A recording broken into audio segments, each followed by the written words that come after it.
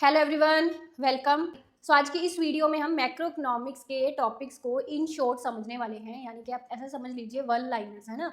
सो NCERT की book से एक चैप्टर में उन्होंने मैक्रो इकोनॉमिक्स के सारे कंसेप्ट्स ब्रीफ में उनकी डेफिनेशंस दे रखी थी। मुझे लगा ये चीज़ आपके लिए बहुत हेल्पफुल रहेगी। एक बार सारी मैक्रो इकोनॉमिक्स रिवाइज हो जाएगी। मैक्रो इकोनॉमिक्स के सारे कंसेप्ट्स अगर आपने पहले पढ़े हुए हैं रिवाइज हो जाएंगे, नहीं पढ़े हुए तो पता चल जाएंगे क्या है कि किसको क्या कहते हैं। ठीक है जी। सो ये बहुत हेल्पफुल सेशन है सबके लिए। इकोनॉमिक्स के किसी भी एग्जाम की तैयारी कर रहे हो, UGC net, PGT, lecturer, assistant professor, है ना, किसी भी एग्जाम की इकोनॉमिक्स की तैयारी कर रहे हो। और इसके अलावा हमारी एप्लीकेशन पर डिटेल्ड कोर्सेज जो हैं अवेलेबल हैं। यूजीसी नेट इकोनॉमिक्स का भी लाइव बैच हमारा चल रहा है। इसके अलावा स्टेट लेवल के जितने भी टीचिंग एग्जाम्स होते हैं उन सबके कोर्सेज हमारे पास अवेलेबल रहते हैं। ठीक है जी। सो किसी भी इस तरह के एग्जाम की तैयारी कर रहे हो तो अभी एप्लीकेशन डाउनलोड कर लीजिएगा। नए आए हो चैनल पर तो सब्सक्राइब कर लीजिएगा। स्टार्ट करते हैं आज के लेक्चर को। देखिए, क्लियर है ना स्क्रीन। सो एडम स्मिथ को फादर ऑफ मॉडर्न इकोनॉमिक्स बोला जाता है और इनकी बुक का नाम वेल्थ ऑफ नेशंस। ये वेल्थ ऑफ नेशंस वाली जो बुक है, इस बुक का पूरा नाम क्या है आप मुझे कमेंट्स में बताएंगे। ठीक है जी। एग्रीगेट मॉनेटरी सोर्सेज की बात करें तो aggregate monetary sources that is M3, broad money without time deposits of post office, क्योंकि ये पोस्ट ऑफिस का जो होता है ये आपका without time deposits of post office, ये M4 में आता है ना। सो ऑटोमेटिक स्टेबलाइजर्स क्या है? ऑटोमेटिक स्टेबलाइजर्स का मतलब क्या है, ध्यान से समझो। कहता है एक certain spending and tax rules में एक्सपेंडिचर्स दैट ऑटोमेटिकली इंक्रीज और taxes that automatically decrease when economic conditions worsen, की जब इकोनॉमिक हालात जो है वो वर्सन होते हैं उस केस में जो एक्सपेंडिचर है, खर्चे हैं, ऑटोमेटिकली उनका बढ़ जाना या टैक्सेस का ऑटोमेटिकली कम हो जाना, उसको हम बोलते हैं कि इकोनॉमी जो है वो गवर्नमेंट इंटरफेरेंस के बिना ही मतलब ऑटोमेटिक जो है स्टेबलाइज हो रही है। ठीक है। Autonomous change, A change in the values of variable in A macro economic model caused by. Autonomous change का मतलब है कि इंडिपेंडेंट चेंज, कि जैसे हम बोलते हैं ऑटोनोमस कंजम्पशन, ऐसी कंजम्पशन जो इनकम में चेंज से इंडिपेंडेंट है। ऑटोनोमस इन्वेस्टमेंट, ऐसी इन्वेस्टमेंट जो इनकम में चेंज से इंडिपेंडेंट है ना। सो ऑटोनोमस चेंज ऐसा चेंज होता है जो दूसरे फैक्टर के चेंज से इंडिपेंडेंट हो। ठीक है, आप ऐसा समझ सकते हैं, change in the values of variable caused by factor exogenous to the model. Autonomous expenditure multiplier, ratio of increase और डिक्रीज इन एग्रीगेट आउटपुट और इनकम टू एन। अब ये एक्सपेंडिचर मल्टीप्लायर का मतलब क्या होता है? That is change in income over change in investment. ठीक है। इन्वेस्टमेंट या if you are talking about government expenditure it would be G. ठीक है, because autonomous expenditure mostly we take it as government expenditure. ठीक है। Balance of payments, ये sect of balance of payments क्या है? कंट्री की transaction जो है रेस्ट ऑफ वर्ल्ड के साथ उसका उसको समराइज वे में लिखना बैलेंस ऑफ पेमेंट है। बैलेंस ऑफ पेमेंट पर पूरा लेक्चर मेरा देख लेना। बैलेंस्ड बजट, बजट ऐसा बजट जिसमें टैक्सेस और गवर्नमेंट स्पेंडिंग इक्वल हो, उसको बैलेंस्ड बजट बोलते हैं। बैलेंस्ड बजट मल्टीप्लायर क्या होता है? तो ये ध्यान से समझना। देखो, बैलेंस्ड बजट मल्टीप्लायर क्या है? Change in equilibrium output, equilibrium output में चेंज होना स्पेंडिंग में एंड टैक्सेस में इक्वल चेंज होने से, that results from a unit increase और decrease in both taxes and government spending, दोनों में इक्वल चेंज होने से इक्विलिब्रियम आउटपुट में चेंज होना। ठीक है। Then bank rate, bank rate क्या है? Rate of interest. Bank rate basically वो रेट है जिसपे जो कमर्शियल बैंक्स है वो कमर्शियल बैंक्स जो है वो आरबीआई से लोन लेते हैं। ठीक है, आरबीआई से लोन लेते हैं। बैंक रेट, अब bank rate and repo rate में क्या डिफरेंस होता है इस पर मेरा पूरा डिटेल्ड लेक्चर है, आप लोग वो देख सकते हैं। ठीक है। So rate of interest payable by commercial bank to RBI if they borrow money. अब यहाँ पे क्या है कि जो बैंक रेट पे लोन लिया जाता है वो विदाउट कोलेटरल लिया जाता है। रिपो रेट में जो लोन लिया जाता है वो विद कोलेटरल लिया जाता है। सो बैंक रेट हाई होता है इसलिए रिपो रेट से। Barter exchange, exchange of commodities without the mediation of money. Barter exchange की मनी के बिना, है ना, money as a medium of exchange के बिना कमोडिटीज का एक्सचेंज होना, जैसे कि 2 किलो आलू की बजाय कोई आपको कुछ किलो राइस दे दे, इस तरह की चीज। बेस ईयर, ऐसा ईयर जिसके प्राइसेस रियल जीडीपी कैलकुलेट करने के लिए यूज हो। बॉन्ड्स क्या है? बॉन्ड्स बेसिकली एक इन्वेस्टमेंट इंस्ट्रूमेंट आप बोल सकते हो। एक पेपर है, एक paper bearing the promise of A scheme of future monetary returns of कि इस स्पेसिफाइड पीरियड ऑफ टाइम तक इस बंदे को दूसरे बंदे को इतनी पेमेंट करनी है, उसका एक प्रॉमिस जो है ना। तो एक ऐसा पेपर जिसपे इस तरह का एक प्रॉमिस जो है वो रहता है कि ये मॉनिटरी रिटर्न्स जो है over specified period of time इस पर्सन से, इस पार्टी से इस पर्सन तक जाने हैं। फर्म्स या गवर्नमेंट्स के द्वारा इशू किया जाता है for borrowing money from the public, public से मनी बोरो करने के लिए।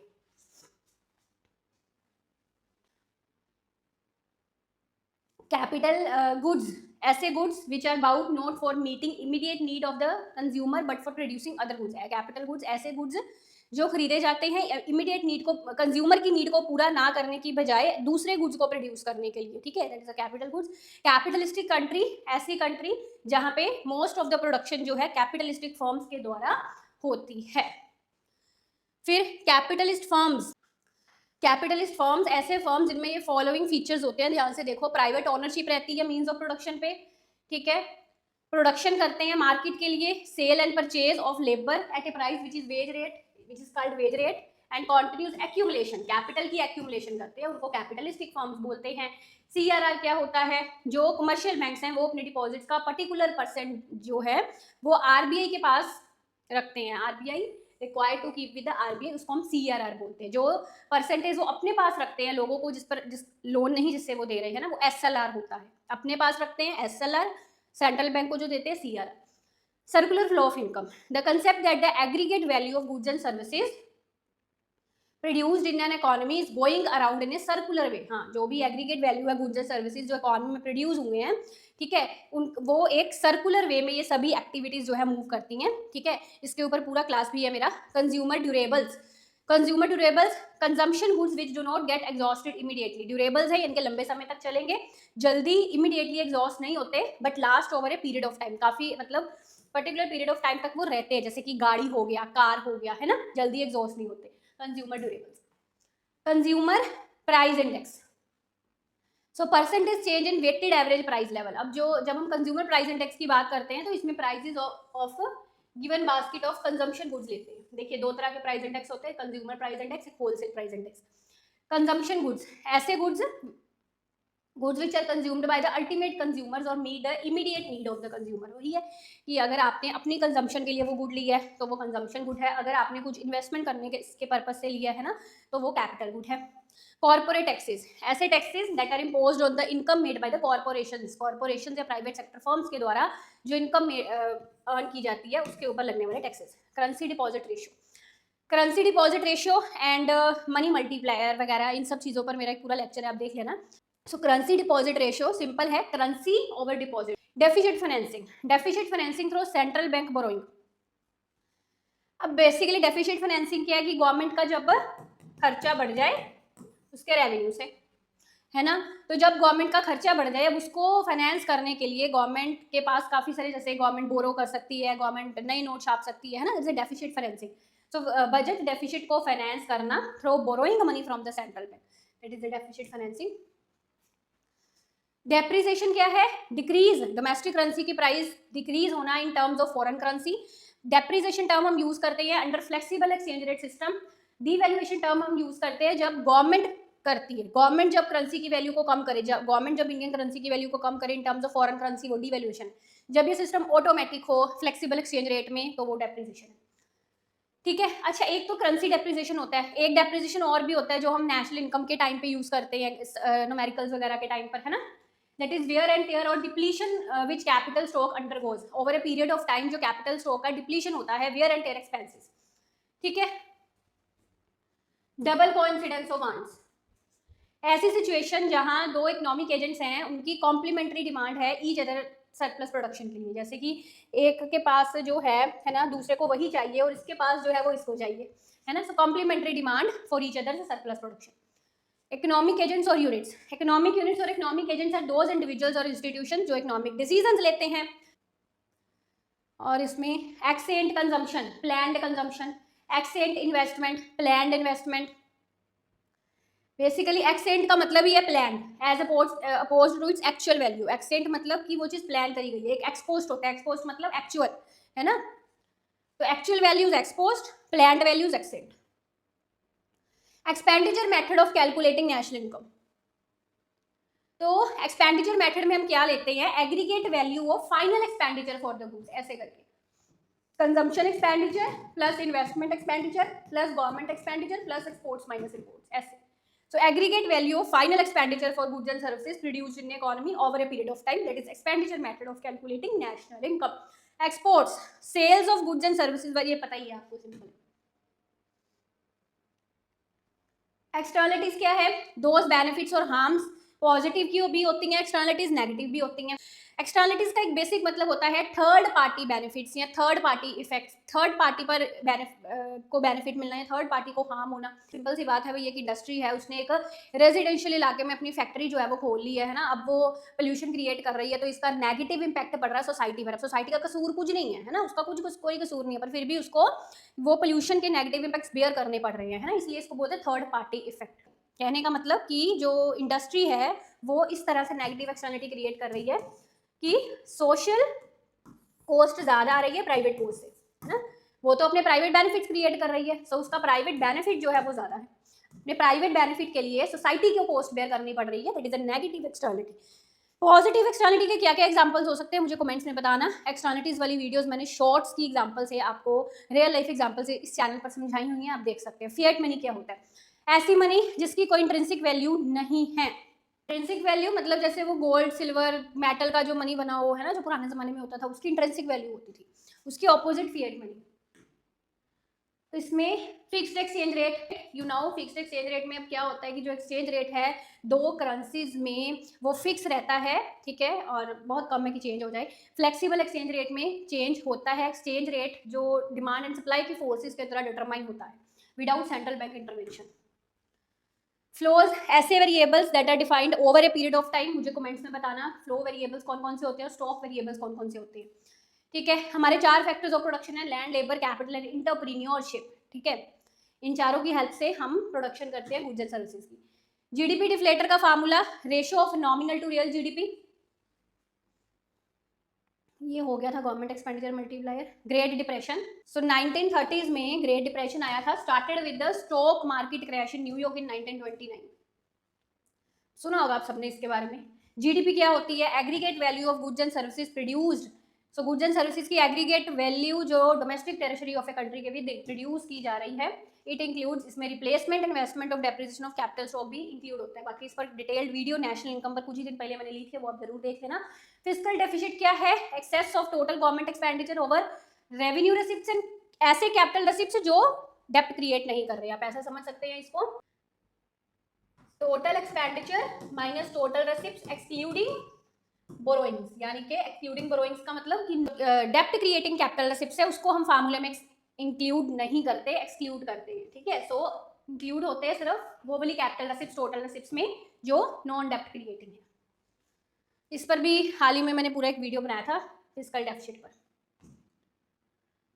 सो सिंपली आप जीडीपी में देखो, डी को एन बनाने के लिए हम लोग क्या करते हैं, डोमेस्टिक को नेशनल बनाने के लिए net factor income from abroad को प्लस कर देते हैं. सो जीडीपी में आप net factor income from abroad को प्लस कर दोगे तो जीएनपी बन जाएगा.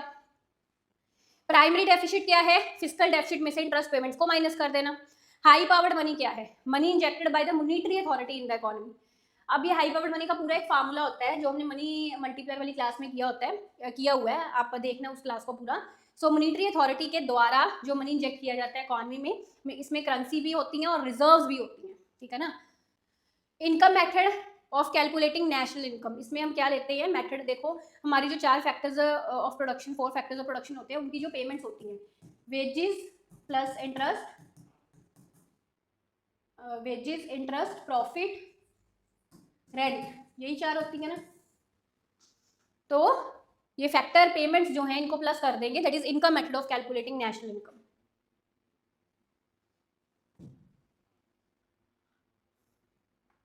इन्वेंटरीज क्या होती हैं? अनसोल्ड गुड्स या अनयूज्ड रॉ मटेरियल्स या सेमी फिनिश्ड गुड्स बोल सकते हैं. ठीक है, जो फर्म जो है एक साल से दूसरे साल तक उसको कैरी करती है, अभी बिके नहीं है, अनयूज्ड रॉ मटेरियल है, इस तरह से. जेएम केन्स, आप सबने इसका नाम सुना होगा, इनका नाम सुना होगा, दैट इज इनका ईयर्स देख लो, इनके 1883 से 1946. इनका जो फेमस बुक आया था जर्नल थ्योरी, है ना, general theory of employment, interest and money. So legal tender, money issued by the monetary authority और the government which can not be refuse by anyone, किसी के द्वारा रिफ्यूज नहीं किया जा सकता, जो गवर्नमेंट के द्वारा मनी इशू किया जाता है.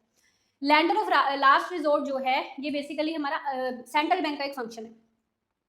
सेंट्रल बैंक जो है वो गवर्नमेंट के लिए as a lender of last resort काम करता है। Function of monetary authority of a country, जिसमें वो गारंटी प्रोवाइड करता है सॉल्वेंसी की कमर्शियल बैंक्स को या फिर गवर्नमेंट को भी, ठीक है, in situation of liquidity crisis.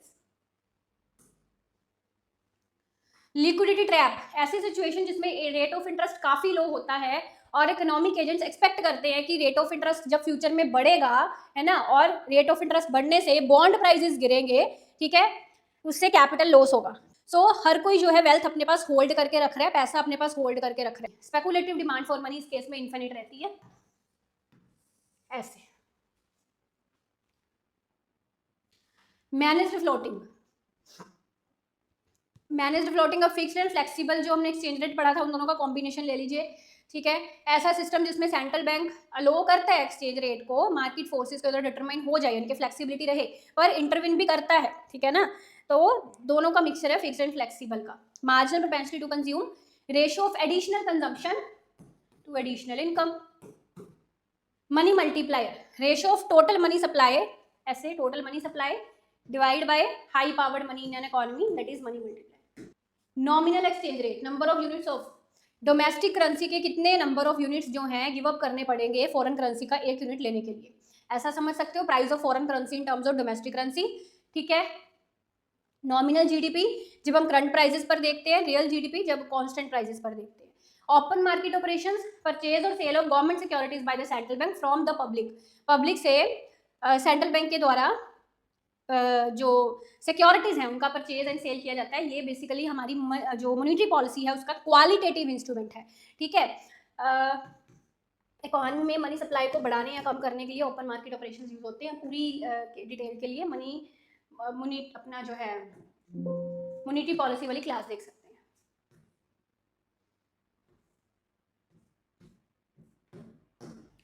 So paradox of thrift, paradox of thrift क्या है? जब लोग ज़्यादा कंजूस हो जाते हैं, कम और सेव ज़्यादा करने लग जाते हैं, ठीक है, तो उससे पूरी इकॉनमी में क्या होता है कि कंजम्पशन अगर लोग कम करने लग जाएं और सेव ज़्यादा करने लग जाएं, है ना, तो अगर हम कंज्यूम ही नहीं करेंगे, सेव ज़्यादा करने लग जाएंगे, तो हमारी कंजम्पशन लेस होने से एक से दूसरे की इनकम भी कम होगी, है ना। तो ओवरऑल पूरी इकॉनमी में सेविंग, एग्रीगेट सेविंग जो है वो पहले से कम हो जाती है। इस पर मैंने एक शॉर्ट भी बनाया हुआ है, आप देख सकते हैं। ये रहा personal disposable income, personal income minus personal tax payments minus non tax payments.